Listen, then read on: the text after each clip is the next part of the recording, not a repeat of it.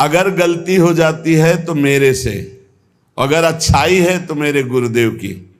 ये उपासक सच्चे मार्ग में जो चलता उसके हृदय की ये गति होती है।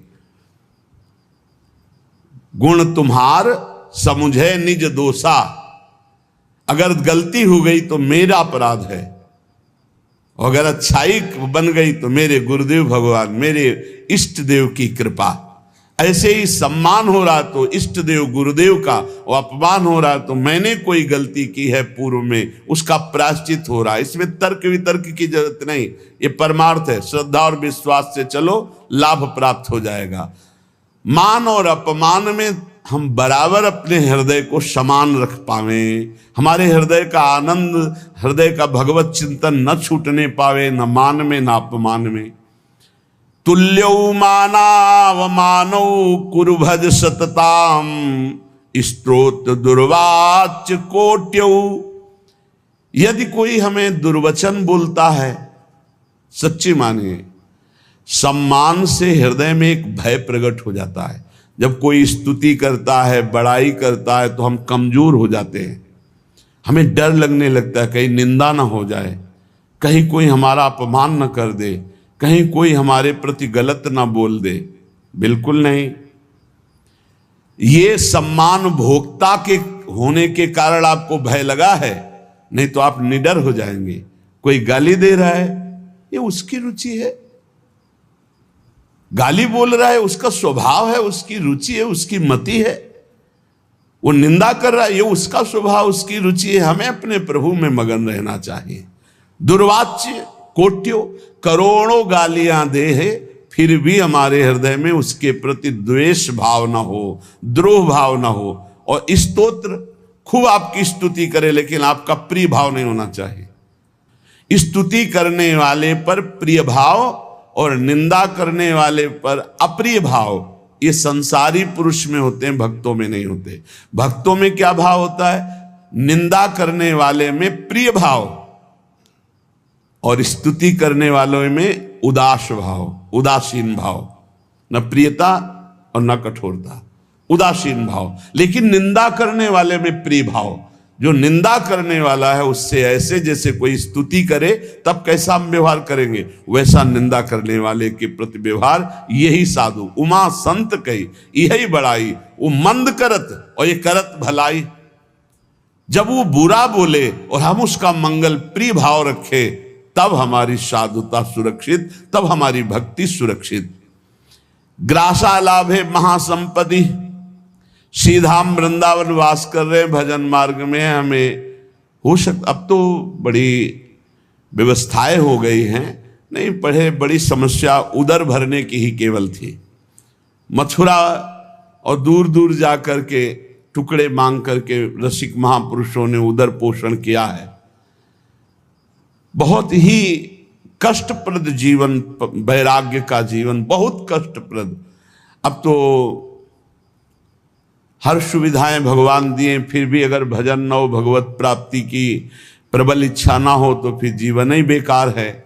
बहुत कष्टप्रद जीवन व्यतीत करे महापुरुष जो पीछे हो गए। बड़े बड़े मच्छर, क्योंकि खूब लताएं थी, सांप बिछे, खाने पीने की व्यवस्था नहीं, कोई रहने की व्यवस्था नहीं। आज इस वृक्ष के नीचे, कल उस वृक्ष के नीचे भारी कष्ट सहते हुए प्रियालाल के लिए हर समय तड़पते रहते, रोते रहते। तो आज तो हमें भगवान ने बहुत सुविधा दे दी, ना भूख का चिंतन करने की, ना वास की चिंतन की, ना वस्त्र के चिंतन की, ना औषधि के चिंतन, सब व्यवस्था प्रभु की। अब अगर भजन ना हुआ, भगवत चिंतन ना हुआ, तो फिर धिक्कार है जीवन को। प्रभु ने सब जो चिंतन करने के अवसर थे सब वो बंद कर दिए। आपको अपने वस्त्र का चिंतन करने की जरूरत नहीं कि कैसे तन ढकें, आपको पेट भरने का कैसे पेट भरें, आप कहाँ वास करें इसका भी, आपकी औषधि कैसे, इसका भी कोई चिंतन करने की गुंजाइश नहीं। अब तो अनन्यश्चिंतयन्तो माम, अब अनन्य चिंतन करो, क्योंकि वो योगक्षेम का वाहन स्वयं कर रहे। तो कह रहे ग्रासा लाभ है, यदि एक कौरा अन्न मिल जाए 24 घंटे में तो उतने में ही प्राण पोषण हो जाएगा। और रात दिन भजन करो। श्रीपाद प्रबोधानंद जी कह रहे हैं कैसे वृंदावन वास करो, अपने को सबसे नीचाति नीच मानकर दूसरों को सम्मान बढ़ाई देते हुए अपना जब अपमान हो या सम्मान हो, दोनों में समान भाव रखें, और कोई हमें गाली दे या स्तुति, हम उससे अपने हृदय को बचाएं, और एक कौरा भी अन्न मिल जाए तो उससे प्राण पोषण कर ले। और द्विज सुहृद तुल्य भावः, बहुत बढ़िया बात है, परिवार की ममता छोड़ दे। देखो हमारी प्रार्थना है, यदि आप मोबाइल अत्यंत आवश्यक है तो कसम खा करके लीजिए कि गंदी बातें नहीं देखेंगे, प्रपंच नहीं देखेंगे। नहीं, बहुत हम कह रहे सुबह से शाम तक मोबाइल इतना है, आराम से समय कट जाएगा बिना भजन के, बिना चिंतन के। देखते रहो, इतनी रीलें, इतने सब प्रपंच भरे, और प्रायः चूक हो रही है। दिव्य समय को व्यर्थ किया जा रहा है इन बातों से। बैठे बैठे जो बस मोबाइल में लगे हैं, मोबाइल में ऐसे अंगुली ऐसे करते रहते हैं, वो गया फिर दूसरा फिर तीसरा, क्या मिलेगा आपको? आपका समय नष्ट हो रहा है। अच्छा, घर परिवार से जब वैरागी हो गए हो तो बात क्यों करते हो? क्या जरूरत है? अरे भगवान को समर्पित कर दिया, वो देखें। या तो वैरागी न बनो, जाओ कपड़ा लत्ता पहनकर घर में मेहनत करो, माता पिता की सेवा करो, परिवार का सेवन भगवत भाव से करके, भजन करके, भक्ति के द्वारा भगवान को प्राप्त करो। दो मार्ग हैं, कि निवृत्ति और एक प्रवृत्ति। अब मार्ग तो रखे और निवृत्ति का कार्य कर रहे सब प्रवृत्ति के, तो कैसे बात बनेगी? अपने मार्ग में चलो। अगर घर से प्रवृत्ति मार्ग से निकल पड़े हो, निवृत्ति मार्ग में आ गए हो घर की स्वीकृति लेकर के, तो फिर अब चाहे मर जाए कोई, अब दोबारा उसकी स्मृति नहीं और वहां जाना नहीं। ये नियम लो, परमार्थ के नियम हैं। रात दिन अगर परिवार से बात, रिश्ते नातेदारों से बात करोगे मोबाइल रख करके, तो और किसी की हानि नहीं कर रहे, आप अपनी हानि कर रहे हैं। निवृत्ति परक जो आपका जीवन है। और बहुत सावधान, हमें लगता है कि अगर सुनने के लिए तो और यंत्र ले लो, सत्संग भर लो। एक चिप में 300 घंटे के सत्संग हैं, 300 घंटा सत्संग। हमें लगता है कि अगर एक एक सत्संग 1 घंटा का रोज सुनो तो 365 दिन साल में होते, तो 1 साल 1 चिप चलेगी। सुनने वाला रख लो। और अगर आपका बहुत ऐसा है कि आप कोई अलग रहते हैं और आपको सिलेंडर इन सब की जरूरत है, तो एक वो 2000 वाला मोबाइल रख लो। ये टच वाला क्यों रखते हो? इसी में सारे जहर हैं। छोटे वाले में तो हमें लगता कुछ दिखाई नहीं देता, उसमें चित्र तो आते नहीं। ऐसा करना चाहिए साधक को। ये जिनकी बहुत बड़ी बड़ी सेवाएं हैं वो बात अलग है। नहीं, हमारी प्रार्थना है बाहरी भी साधकों से, अपने यहाँ तो जिनको सेवा उन्हीं के पास मोबाइल है, अन्यथा नहीं है। बाहरी साधकों, ये मोबाइल बहुत जहर है। भगवत प्राप्ति के बाधा के लिए कलयुग ने बड़ी भारी रचना रच दी है, और अगर नियम संयम से प्रयोग करो तो बड़ा सहयोगी है। सत्संग सुन लो आप इससे, मोबाइल से। कोई विपत्ति वाली बात है तो आप सूचना दे सकते हो।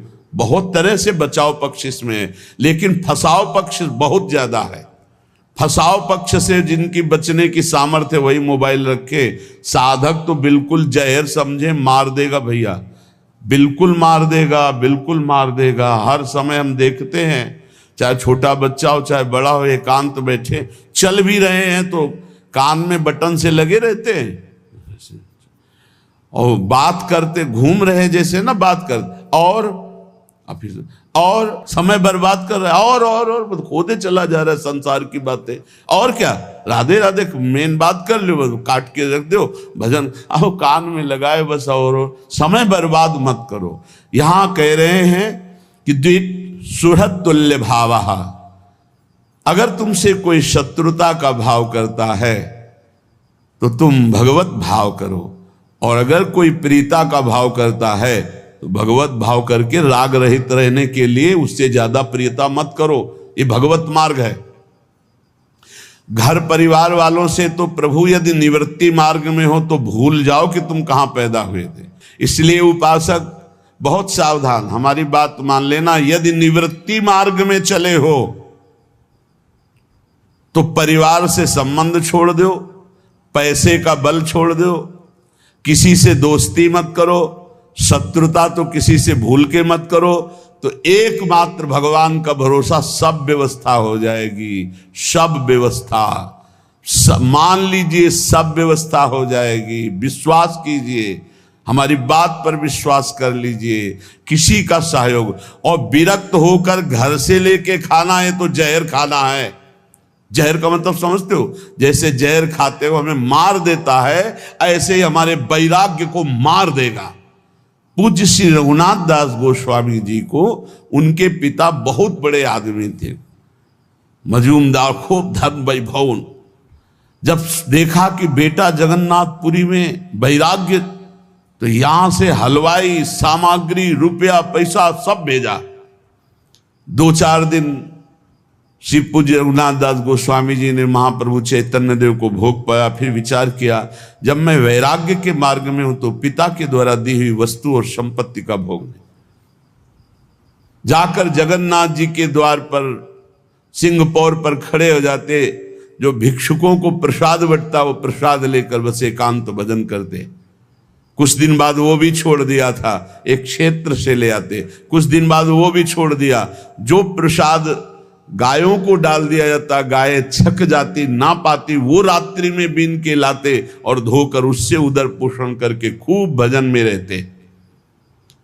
हमें महापुरुषों के चरित्रों से पता चलता है कि विरक्त को अपने परिवार के दिए हुए धन के द्वारा अपना भरण पोषण नहीं करना चाहिए।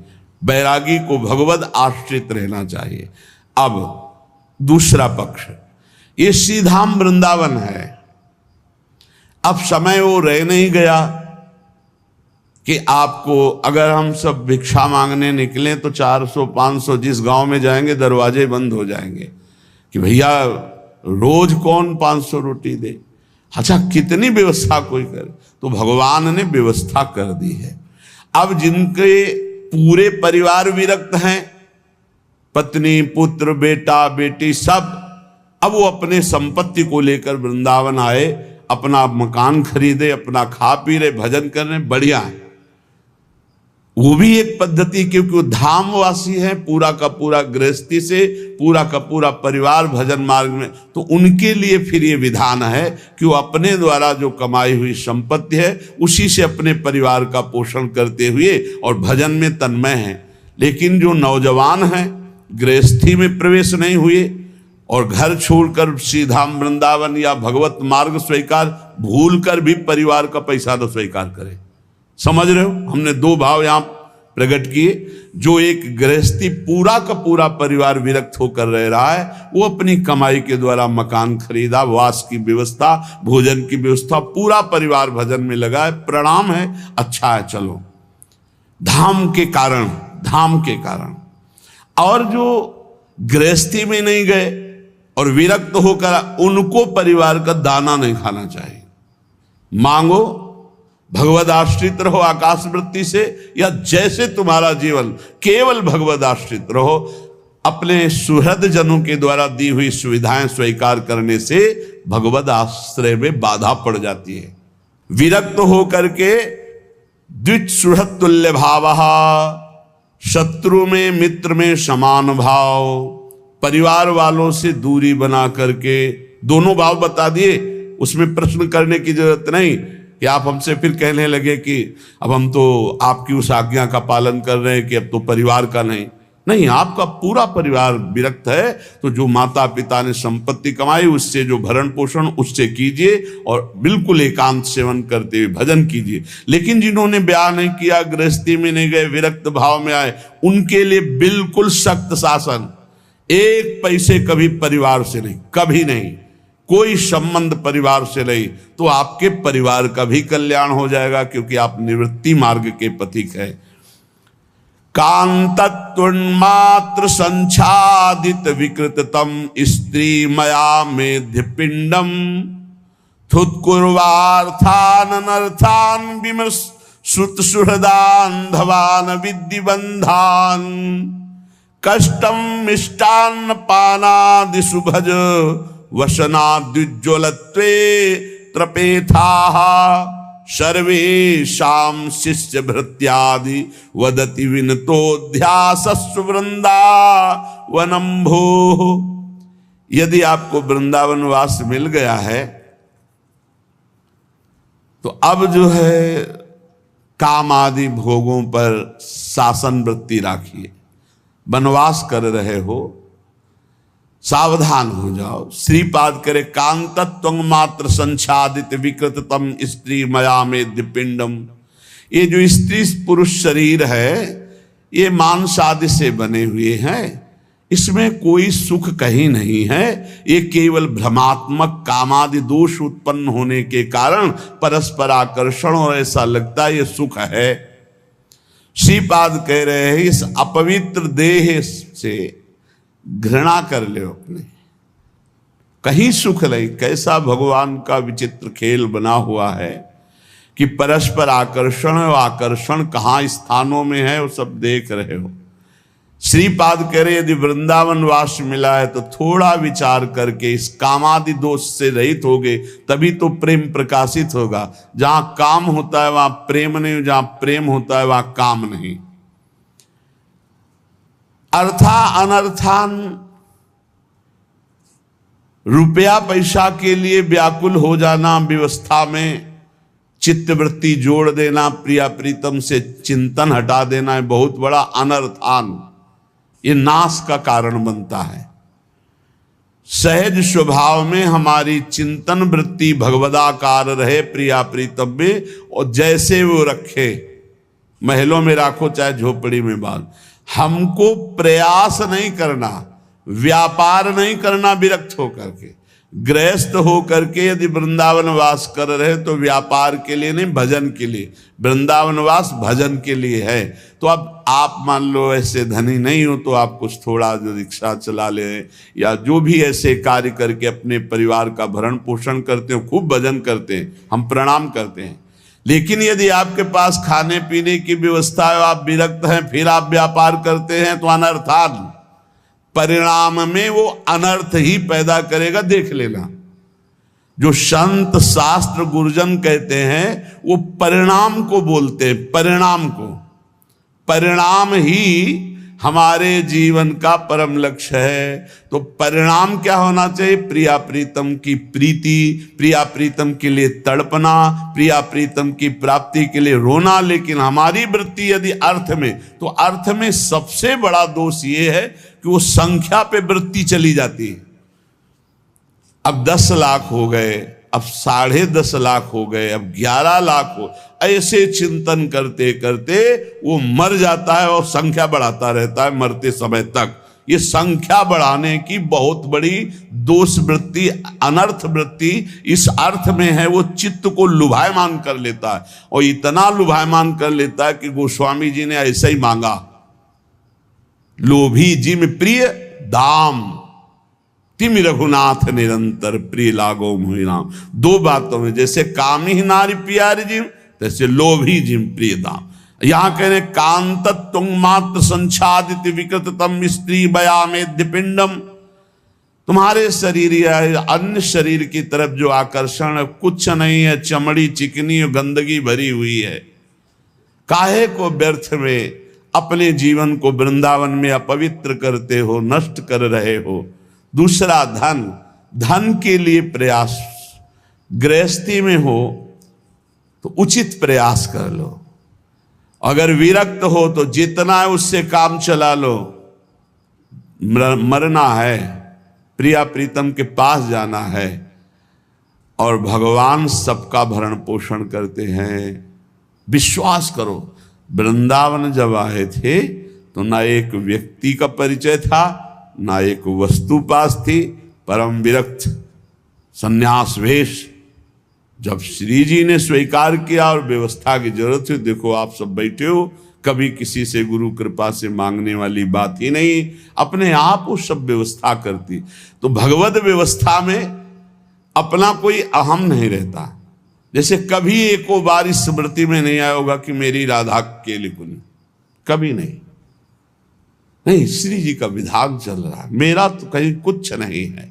अब जब शरीर छूटेगा तो ये थोड़ी ध्यान आएगा कि इसकी कौन देख रेख करे, क्योंकि हमने देख रेख किया ही नहीं, हमने बनाया ही नहीं, हमारा है ही नहीं। राधा राधा राधा, हमारी तो श्री जी हैं और श्री जी का चिंतन हो रहा है। अब श्री जी जो व्यवस्था के, उनकी व्यवस्था है, उन्हीं की व्यवस्था, उन्हीं को समर्पित। ये धन की जो बढ़ोतरी करने की भावना विरक्त होकर होती है, ये अनर्थ पैदा कर देगी आखिरी में। अरे अब तो गुजारा करो, केवल जिस पर तुम्हारा ममत्व होगा वही आखिरी चिंतन होगा। ममत्व का विषय श्री जी हो। देखो, जब कोई आवश्यकता होती है उसकी व्यवस्था श्री जी से होती है ना, बड़ा हृदय में शीतलता रहती है। देखो कितना स्वामी जी देख रहे कि अगर आवश्यकता है, हमने देख रहे, एक एक बात को देख रहे। बिछाने वाले की आवश्यकता है कालीन की, तो 2 ही 4 दिन में कोई आ जाएगा, वो अपने आप कालीन आकर के कटवा करके रख जाएगा, बिना कहे बिना मांगे। और उससे पूछो, बोले 2-3 दिन से चिंतन चल रहा था कि क्या सेवा, क्या से फिर हमारे मन में आया कि ये सेवा तो स्वीकार ही कर लेंगे और हम ये ले। तब ये लोग कहते हैं इतनी बड़ी कालीन आई। हम कहा हाँ, बिछाने के लिए सत्संगियों के श्री जी अपने आप जो विश्वास, तब आपको पता चलेगा श्री जी की जिम्मेवारी है योगक्षेमम वहाम्यहम, तो वो देखो कर रहे। तुम्हारी जिम्मेवारी है अनन्य चिंतयन्तो माम, तुम अनन्य चिंतन श्री जी का करो, वो तुम्हारी सब व्यवस्था को देख रहे। निवृत्ति परक, और जो गृहस्थी में है तो उचित कर्मों का धर्मानुष्ठान करते हुए अपने जीवन यात्रा को पूरी करें। जो अर्थ है वो अनर्थ का स्वरूप है, अनर्थ का स्वरूप। यदि वो भगवद आश्रित होकर जिए, अर्थ के आश्रित नहीं, अर्थ आश्रित हो गए तो अनर्थ पैदा कर देगा। अब ये बातें केवल जीवन में उतार ले तो भगवत प्राप्ति बिल्कुल नजदीक है। सुत सुहृदान धवान विद्धि बंधान, ये स्त्री पुत्र आदि का राग अंधा कर देता है, अज्ञान अंधकार में बांध देता है। बहुत विचित्र है, भगवान कृपा करे। इसीलिए कहा है गृह कारज नाना जंजाला, तेति दुर्गम शैल विशाला, ये शरावत अति कठिनाई, राम कृपा बिनु आए न जाई। बिना भगवान की कृपा के न संत समागम मिलता है, न भजन मिलता है। ऐसे लोग फंसे हुए हैं, बस वही लड़का बच्चा परिवार, उनको यही लगता है बस यही जीवन है, यही सब कुछ है। पहली बार मानो सृष्टि में जन्मे, उनको ऐसा लग रहा है। हाँ, जरा सा शरीर में कुछ हो जाए हाहाकार मच गया। लड़का के कुछ हो जाए तो लड़का भी परेशान, पिता भी परेशान, पूरा परिवार परेशान।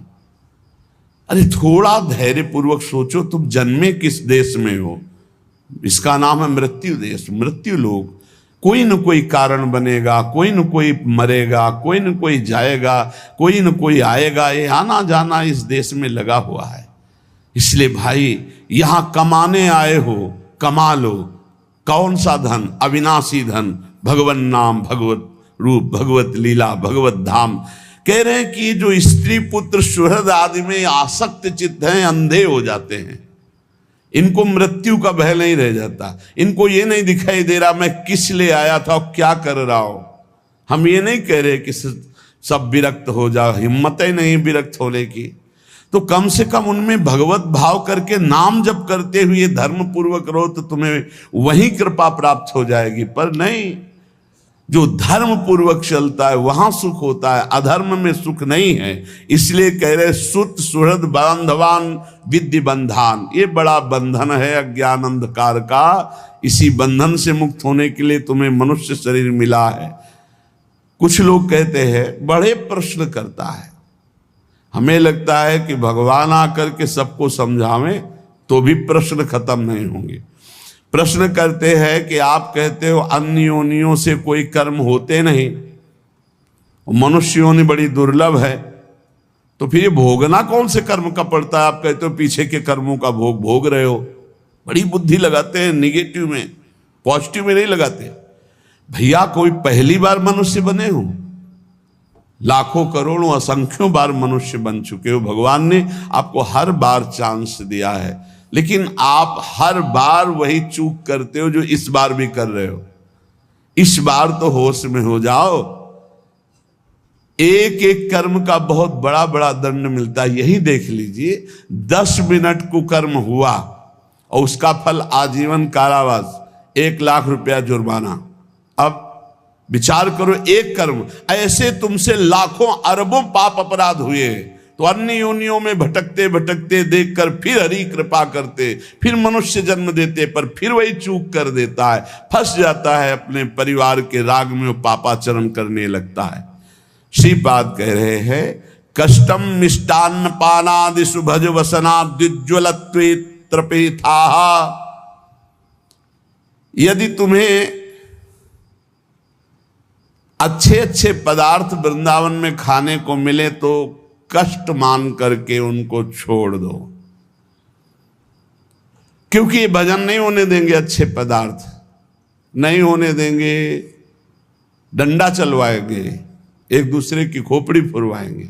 जब तुम्हारा अर्थ पे बुद्धि रहेगी, स्वादिष्ट अन्न पे बुद्धि रहेगी, हम आपको सच्ची कहते हैं, जो अर्थ पे बुद्धि रखते हैं विरक्त होकर, वो घर पैसे भेजते हैं, क्योंकि पैसा जब एकत्रित होगा, सुख सामग्री एकत्रित होगी, तो वो घर ले जाने, क्योंकि वही राग है, प्रभु से तो अनुराग है नहीं। और कुछ ऐसे हैं जिनका प्रभु से अनुराग है, तो हमने देखा बिहारी जी के दरवाजे पे बैठ के वो पद गाया करते थे, बड़े सुंदर सुंदर महापुरुषों के, रहीम जी के, रसखान के, बड़े बड़े महापुरुषों, उनको जो पैसा मिलता उससे जीवन यापन करते, जो बचता तो राम जी भाई सत्संग भवन में एक दिन बहुत सुंदर प्रसाद सबको पवाया जा रहा था भक्तों को, तो पूछा कि वो महात्मा जो है सबसे हाथ जोड़ जोड़, तुमका ये महात्मा, बोले यही तो करवा रहे, कहा ये तो भिक्षावृत्ति से जीते, बोले जो बच जाता है उससे। ऐसे कुछ ऐसे विरक्त भिक्षुक स्वभाव वाले महापुरुष कि अपना शरीर पोषण किया और से संतों की सेवा में, नहीं तो घर की प्रियता आती है, विरक्त होकर घर पैसे भेजने का मतलब है कुल परिवार का पतन, कुल परिवार का पतन। साधु भाव में आकर के, भगवत भाव में आकर के जो हमको धन मिलता है वो संत सेवा के लिए, भगवत सेवा के लिए। यदि चाचा भतीजा और इनको सब ना, तो नरक ही जाना पड़ेगा, पक्की बात समझ लो, दुर्गति पक्की है। इसके लिए हमें एक प्रमाण मिला, भक्तमाली जी महाराज वो पधार चुके, वो बता रहे थे कि स्वप्न में एक बड़े महापुरुष वो अपने भाई को कुछ लाख रुपए दिए थे, वो आके महान थे बहुत बड़ी जगह के, तो उन भाई आए और बोले बेटी का ब्याह इतने लाख रुपया दे दो, बाद में हम ब्याज सहित दे देंगे, तो उन्होंने दे दिया। अब उनको लगा मेरे भाई है क्या देना है, वो 2-4 बार कहे, वो दिया तो नहीं, तब तक उनका शरीर पूरा, तो वो प्रेत योनि को प्राप्त हुई। अब और भी जो लीला हुई हो, फिर उन्होंने स्वप्न में आकर भक्तमाली जी से कहा कि हमारा ऐसा ऐसा ऐसा, आप वो पैसा निकलवा कर भाई से और संत भंडारा कर दो तो हमारी मुक्ति हो जाए। ये एक एक रुपया जो श्री जी के लिए आवे, जो संत सेवा के लिए आवे, जो गौ सेवा के लिए, जहां जिसके लिए आया उसको वही खर्चा कर दो, तो आपका सेवा बन जाएगी और भगवत मार्ग। तो ये कह रहे कि जो मिष्ठान आदि हैं, अच्छे अच्छे पदार्थ, ये बहुत होश में खाओ पियो, ये कर्जा है अगर भजन नहीं होगा तो। हाँ पक्का समझ लो कर्जा है, ये बुद्धि खराब कर देगा, भजन नहीं होने देगा। इसलिए श्रीपाद करे कष्टम मिष्टान्न पानादिषु। जब आप ब्रह्मचारी रहेंगे तो आपके शरीर में जैसे कोई इंजेक्शन लगा दे ना, बिजली दौड़े, ऐसे शरीर में एकदम बिजली दौड़ती है। बहुत होश में खान पान करो, रूखा सूखा खाए के, ठंडा पानी पियो। सत्संग को ये भगवत प्राप्ति के लिए है, तो इन बातों को मानिए आप। ये अच्छे पदार्थ दूसरे का कर्जा लेना है, ये ना समझो कि अरे बहुत।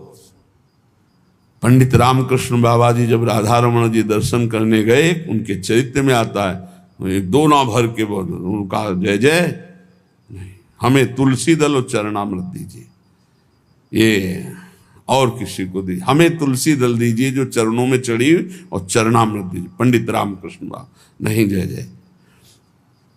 मिष्ठान आदि खाने में कष्ट मानिए। तो आप प्रियालाल को देख ले, निकले थे भंडारा देख लेंगे, बहुत समझ के चलने का। हाँ देखो, कुछ बातें ऐसी जो समझ में आनी चाहिए।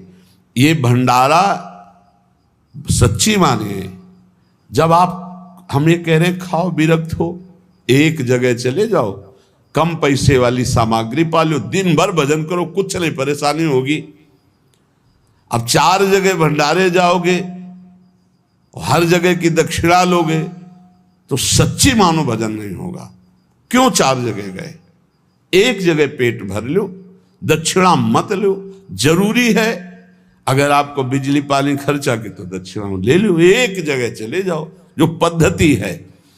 मिष्टान्न खाने में कष्ट माने कि ये हमारे भजन को छीन कर दे। खूब अनुभव की बात कह रहे हैं, महापुरुषों के अनुभव की बात है। रूखा सूखा खाओ, प्राण निकल, काहे को ये लकड़ी का वजन बढ़वाओगे? जितने शरीर में चर्बी होगी उतने ज्यादा लकड़ी लगेगी। हल्का शरीर रहेगा, कम लकड़ी लगेगी। आखिरकार जलाना ही है, इसको जलना ही है। और पावर तो ब्रह्मचर्य है। जो ब्रह्मचर्य से रहता है, अपार सामर्थ्य उसमें रहती है, देखने की, सुनने की, बोलने की, चलने की, फिरने की, उठने की। शरीर में बिल्कुल कोई भयानक रोग प्रारब्धवशात हो तो भी कोई कष्ट उसको गिरा नहीं सकता। ब्रह्मचर्य एक अमोघ शक्ति। और ब्रह्मचर्य छीन है तो जवान है, कमर में दर्द, गांठ में दर्द। 24-25 की अवस्था, गांठ में दर्द। ये तो 70-80 वालों के कि अब बुढ़ापा आ गया, गांठ में दर्द है। बोले ग्रीस खत्म हो गई गांठ की। अब हमको तो ज्यादा अंग्रेजी आती है, हम उसको वैसे ही कहते ग्रीस, जो भी हो। बोले गांठ की वो चिकनाहट, ग्रीस खत्म हो गई। तुम्हारी गांठ में जो ब्रह्मचर्य रूपी ग्रीस थी उसी को नष्ट कर दिया, तो अब जोड़ों में कहां से पहुंचे? सब पावर उसी से बनता है। चिन्हें भाई, चाहे गृहस्थ हो चाहे विरक्त, बहुत सावधानी से ब्रह्मचर्य का रक्षा का भाव रखो। ये तुम्हारे जीवन को बहुत उत्तम बना देगी, विश्वास कीजिए। हाँ, बहुत ये कीमती वस्तु है, बहुत कीमती वस्तु है। ब्रह्मचर्य पर ध्यान दीजिए। ब्रह्मचर्य जो है, अधिक मीठा खाने वाला ब्रह्मचारी नहीं रह सकता, पक्का नहीं रह सकता। काहे को अपने अमूल्य जीवन को इधर उधर नष्ट करे। अब कह रहे हैं विरक्त होकर कीमती वस्त्र, वसनाद्युज्वलत्वे त्रपेथाः। जब अच्छे वस्त्र पहनने की बात आवे तो शरीर कंपायमान हो जाए। त्रपेथाः, कम पैसे वाली वस्तु का प्रयोग किया जाए, जितने कम से काम चल जाए। अपने जहां तक भाव है, अपने प्रयोग में आने वाली कम, पूरे जीवन में मार्किन ही नीचे की पहने, ऊपर जो वस्त्र गुरुदेव प्रदत्त किए वही अभी, नहीं तो भगवा वस्त्र गेरू से रंग के पूरे जीवन। अब तो शरीर अस्वस्थ है इसलिए, और ऐसी भीड़ है कि अगर हम अभी पैदल दोबारा वापस जाएं तो दोबारा उतनी रस्सी, उतने आदमी और उससे ज्यादा आदमी खड़े हो जाएंगे। जब गाड़ी से लौटते तो इतने भीड़ लगी रहती है। नहीं, आप क्या समझते, दुर्भाग्य है ये गाड़ी घोड़ा, हमारा कोई अभिमान का विषय थोड़ी है। अभिमान का विषय नंगे पैर, फटे पुराने कपड़े, भिक्षान्न से शरीर पोषण। अब आपके हवाले महलों में रखो, चाहे झोपड़ी में, जैसे चाहो। नहीं, हमें केवल प्रवचन नहीं कर रहे, जीवन है। अत्यंत उज्ज्वल वस्त्र, कीमती वस्त्र, विरक्त भेष बिल्कुल नहीं। बोले शरीर कांप उठना चाहिए। और कहे सर्वेशाम शिष्या भृत्यादि वदति विनतोध्यासस्व वृंदावनम भो। सबके आगे ऐसे व्यवहार करो जैसे गुरु के आगे किया जाता है, शिष्य की भांति।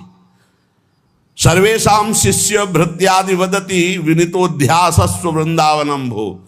सबके सामने वृंदावन वासी, वृंदावन के जो जन हैं, सबके सामने एक शिष्य जैसा बर्ताव करो, दीन भाव से।